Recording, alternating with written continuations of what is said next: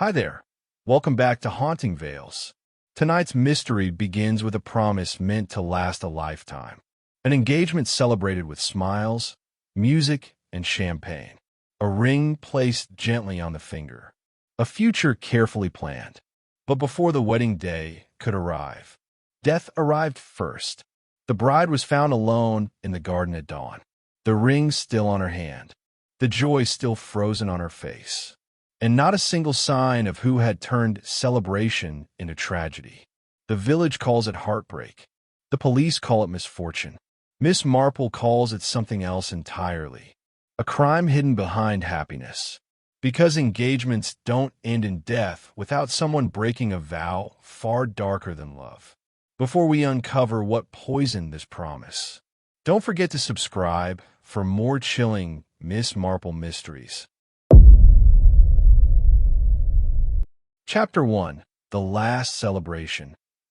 The village of St. Meadow slept quietly beneath a pale summer sky, unaware that before the next sunrise, joy would turn into tragedy. On that evening, lanterns glowed warmly through cottage windows, and the sweet scent of blooming roses drifted gently into the narrow lanes. Laughter echoed from the grand Whitcombe House at the top of the hill, where an engagement celebration was unfolding beneath crystal lights and silver streamers. It was supposed to be the happiest night of Clara Whitcombe's life. She stood at the center of the room, dressed in soft blue silk, her hand resting proudly within her fiancé's. Daniel Rowe was tall, broad-shouldered, and carried the confidence of a man who believed his future was firmly in his grasp. Their friends surrounded them, raising glasses in cheer, their voices blending into one steady tide of happiness. No one noticed the shadow standing alone near the far doorway. No one saw the eyes watching. No one sensed the quiet hatred that lingered in the room, heavier than perfume and candle smoke. And most of all, no one imagined that by morning one of them would be dead. Miss Marple had not been invited to the engagement, of course. She rarely was, yet she would later say that danger had a way of drifting through villages long before the crime itself occurred, like a ripple on still water.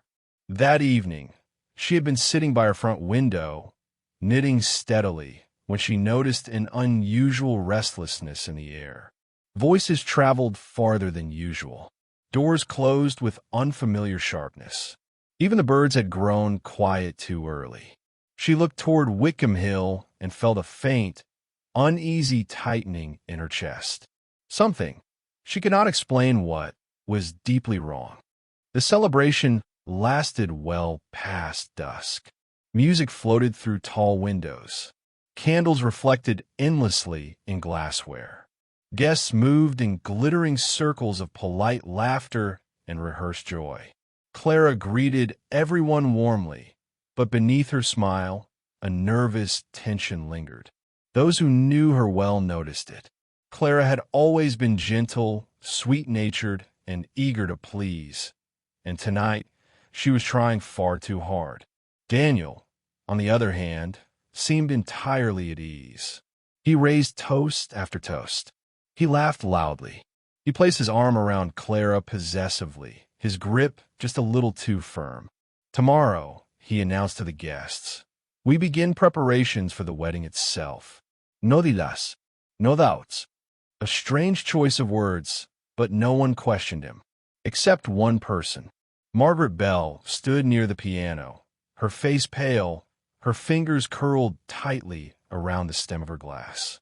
She had once been close to Daniel, very close, but that chapter of their lives had ended abruptly and quietly, at least on the surface.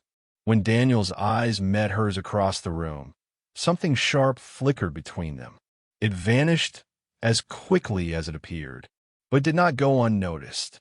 As the night deepened, guests began to drift away, their voices softening into farewells. One by one, doors closed behind them. At last, only a handful of people remained inside the great house. Clara, Daniel, Margaret, Daniel's business partner Thomas Reed, and the elderly housekeeper, Mrs. Hale. Mrs. Hale insisted on serving tea before retiring for the night. Her hands trembled as she arranged the cups, her keen eyes quietly observing every face. She had served the Whitcombe family since before Clara was born, and she trusted almost no one fully. The tea was poured. Minutes passed, and then, with a sudden, shattering crash, Daniel's cup shattered on the floor. He clutched at his throat. His eyes widened in terror, and before anyone could reach him, Daniel Rowe collapsed, dead. Panic exploded through the room. Clara screamed and fell to her knees beside him, shaking his shoulders, begging him to wake. Thomas ran toward the door, shouting for help. Margaret stumbled backward, as if struck, her glass slipping from her grip. Mrs. Hale did not scream. She stood frozen, staring at the spilled tea. By the time the village doctor arrived, there was nothing left to be done. The poison had worked swiftly and without mercy. Daniel Rowe had been dead for several minutes. The celebration had turned into a death scene in the space of a single breath. And now, everyone who remained inside Whitcombe House was a suspect. The following morning, the village awoke to whispers that slithered between hedges and across breakfast tables. The engagement at Whitcombe House had ended in death. The groom-to-be was poisoned, and the murderer had not fled into the night. The murderer was still among them. Miss Marple heard the news from the milk boy, who whispered it with wide eyes as though speaking too loudly might summon the killer from the shadows. She did not gasp. She did not ask questions. She merely nodded slowly, her knitting needles pausing mid-stitch. "Poison, you say?" she murmured to herself. Poison was never simple. Inspector Harold Finch arrived before noon, stern-faced and weary-eyed. He had investigated many crimes across the region, yet something about this one unsettled him deeply. The setting was too neat, the suspects too familiar, the motive too hidden beneath layers of social politeness. Inside Whitcombe House, Clara sat motionless in the sitting room, wrapped in a blanket, her eyes hollow and unblinking. Margaret paced near the fireplace, her nerves worn thin. Thomas Reed stood near the window, arms folded tight, his jaw clenched. Mrs. Hale brewed fresh tea none of them touched. Inspector Finch began his questioning carefully. One by one, their stories unfolded. Clara said she had been seated beside Daniel the entire time. She had sipped no tea herself. She had felt his arm around her just moments before he collapsed.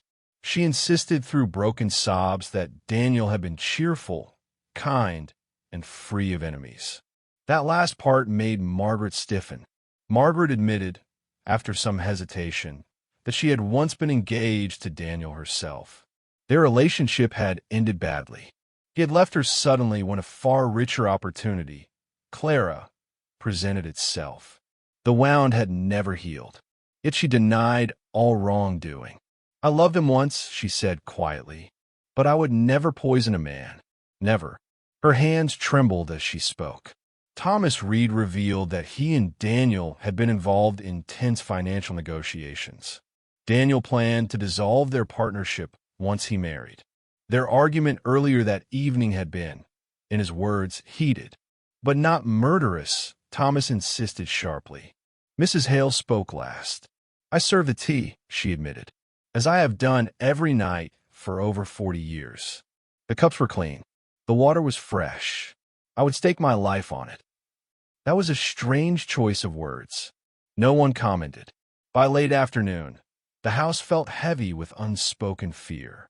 And still, the murder weapon had not been found. Miss Marple arrived quietly near sunset, her small frame and calm expression standing in sharp contrast to the tension in the room.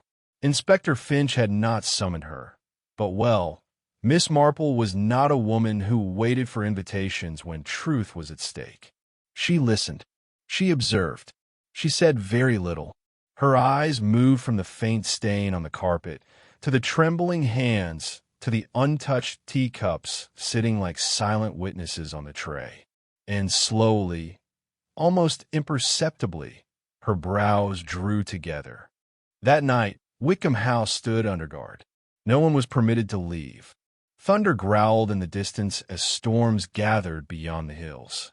Inside the locked walls, fear grew stronger with every passing minute. Someone inside the house had committed murder, and someone inside that house was now watching the others, waiting. Miss Marple returned home under a sky thick with clouds. She paused before entering her cottage and glanced one last time toward Whitcombe Hill. "The most terrible crimes," she said softly to herself, "are usually born on the happiest days." A distant rumble of thunder answered her, and far above the sleeping village, the lights of Whitcombe House remained burning, as though afraid of the dark. Chapter 2: The Secrets Behind the Ring. Rain began shortly after midnight. It fell softly at first, tapping against the tall windows of Whitcombe House like cautious fingers. Then it strengthened, turning steady and cold, as though the sky itself were mourning the death inside. The guards at the entrances tightened their coats while the guests within slept little, each trapped in private fear. Someone in this house was a killer, and everyone knew it. Clara had not moved from the sitting room since the body was taken away. She sat curled upon the sofa where only hours earlier she had laughed and raised her glass in joy. Now, her hands were clenched in the blanket around her shoulders. Her eyes stared into the darkness as though Daniel's final moments were still playing there, again and again. Mrs. Hale tried to persuade her to sleep. Clara would not move. Every shadow made her flinch. Miss Marple had returned to Whitcombe House by early morning, invited this time by Inspector Finch himself. He did not like relying on villagers and old instincts, but experience had taught him not to dismiss her quiet wisdom. She arrived with her small handbag and calm greeting, her eyes already searching the room. "The quiet ones always tell the most," she said softly. Inspector Finch did not ask what she meant. The engagement ring lay locked inside a small evidence box on the table. It was plain gold, smooth and flawless, chosen for beauty rather than excess. Clara had worn it proudly the entire evening, removing it only after Daniel collapsed. The inspector had ordered it secured at once, not for its value, but for where it had been, right beside the poisoned cup. The morning questioning began again. This time it cut deeper. Thomas Reed spoke first. He admitted that he and Daniel had been arguing for weeks. Their business venture was failing quietly, and Daniel planned to abandon the sinking ship and rely on Clara's family fortune instead. Thomas would lose everything. He had begged Daniel to reconsider. "He laughed at me," Thomas muttered, "right there in this house. He told me I should have made better choices." His fists clenched at the memory. Anger like that could kill. Margaret Bell was questioned next. She sat straight-backed, her hands folded neatly in her lap. Her expression was composed, but the muscles around her eyes were tight with strain. She confirmed that her engagement to Daniel had ended abruptly months earlier and without explanation. "He told me he never loved me," she said. "Then weeks later, I saw him walking with Clara as if I had never existed." Her voice cracked once. Only once. Clara's turn came last. Her answers were slow, distant, as though she were speaking through water. She had loved Daniel deeply, or believed she had. He had been charming, ambitious, and attentive. Yet since the engagement, his manner had changed. He had grown impatient, possessive, demanding. He wanted control, she whispered. Not just of me, of everything.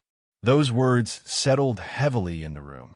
Miss Marple listened and remembered. Years ago, there had been another engagement in another quiet village. A young woman had collapsed at her own celebration, poisoned by a drink prepared not by an enemy, but by someone trusted completely. The killer had not been driven by jealousy, but by fear. Fear of what marriage would expose. Miss Marple drifted toward the tray where the untouched teacups still rested. For cups. For chances. Only one was deadly. She studied the handles carefully. One bore a faint smear along the rim, barely visible, but enough. Mrs. Hale had served the tea, but someone else had touched one cup afterward. Late that morning, rain gave way to fog. It crept up the hill and wrapped Whitcombe House in white silence. The distant village vanished. The road disappeared. The world contracted until only the house remained, and the truth hiding inside it. Inspector Finch ordered a full search of the premises. Nothing was left untouched. The poison vial was found shortly after noon. It had been wrapped in cloth and hidden behind loose paneling in the side passage near the old servant stairs. The cloth was part of a torn table napkin from the very celebration the night before. The killer had not fled. The killer had hidden the weapon inside the house. Tension broke into open fear. Margaret accused Thomas. Thomas accused Mrs. Hale. Mrs. Hale accused no one, but her silence spoke of long memory and careful watching. And Clara said nothing at all. Miss Marple asked only a single question. Who last touched the tray before the tea was served? They all hesitated. Then Mrs. Hale spoke. I left in the kitchen for no more than a minute, she said. When I returned, the cups had been arranged neatly. I thought nothing of it. A minute. That was all it had taken. That afternoon, thunder returned. This time, it cracked loud and violent across the hills, shaking the very walls. The storm darkened the sky so deeply that lamps were lit by midday. Faces glowed pale beneath flickering light. The house seemed to shrink inward, crushed beneath weight of hidden guilt. The killer was still among them. And now, the killer was afraid. Miss Marple requested permission to speak alone with Margaret. Inspector Finch agreed. They sat together in the quiet sitting room. You loved him, Miss Marple said gently. Margaret held herself rigid. Yes. And he humiliated you. Margaret looked away. Yes. But you did not poison him. Margaret's eyes filled with tears. No, she whispered. I wanted him to regret leaving me. I did not want him dead. Miss Marple believed her. Next came Thomas. Financial ruin drives many men to desperate acts, Miss Marple said quietly. Thomas laughed bitterly. I argued with him, he said. I even hated him in that moment. But if Daniel died, everything would fall to the courts. No money. No rescue. I gained nothing from his death. That was true. Miss Marple marked that down carefully. Then only two remained. Mrs. Hale and Clara. Miss Marple saved Clara for last. When they were alone, the young woman finally broke. He was not the man everyone thought, she sobbed. He threatened me. He said if I ever tried to leave, he would ruin my family. He said marriage would make me his property. Miss Marple listened without blinking. He told me the ring was not a promise, Clara whispered. It was a chain. Miss Marple's heart tightened. Love that turns into possession is one of the most dangerous emotions in existence. But even so, motive alone does not make a murderer. Evening fell again. No arrest had been made. The house remained locked. Fear deepened. And in the heart of the storm, the killer made a mistake. Mrs. Hale collapsed just before sunset. She struck the floor beside the kitchen table, her face pale, her breath shallow. The doctor was summoned at once, and he worked swiftly. She had not been poisoned. She had been drugged. Miss Marple stared down at her unconscious form. Someone inside this house had just attempted a second poisoning, and failed. The room erupted in panic. Voices rose. Accusations flew. Inspector Finch called for silence. But Miss Marple already knew one thing for certain. The killer had acted not from hatred, but from fear of exposure. And now, whoever held the darkest secret within Whitcombe House had just revealed themselves by trying to silence the one person who knew too much. Miss Marple stood quietly near the window as lightning flashed across the sky. The truth was no longer hiding. It was circling, and soon it would strike. Chapter 3: The Ring That Betrayed the Truth. The storm broke just after nightfall. Rain hammered against the windows in furious sheets, and lightning tore open the sky again and again, lighting Whitcombe House in brief, violent flashes. Inside, the lamps burned low. Shadows stretched long across walls and ceilings like dark fingers reaching for secrets that could no longer remain hidden. Mrs. Hale lay unconscious in the small guest room under the doctor's care. The second attempt at poisoning had failed, and now the killer knew time had run out. Inspector Finch gathered everyone in the sitting room once more. Clara sat trembling on the sofa, her engagement ring clenched tightly in her palm. Margaret stood rigid near the fireplace. Thomas leaned against the wall, his face drawn and pale. Only Miss Marple appeared calm, seated quietly with her hands folded, her gaze steady and unblinking. The house remains sealed, the inspector announced. No one leaves until the truth is known. Thunder answered his words like a warning. Miss Marple rose slowly. I believe, she said gently, that the truth has been with us since the very beginning. We simply did not understand what we were looking at.